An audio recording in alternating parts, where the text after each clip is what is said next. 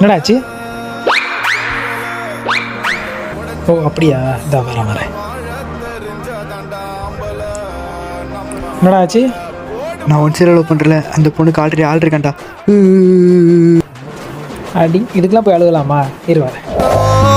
உனக்காக ஒருத்தி பிறந்திருக்கா, நீ இன்னும் பார்க்கல, அவளை பார்க்கல.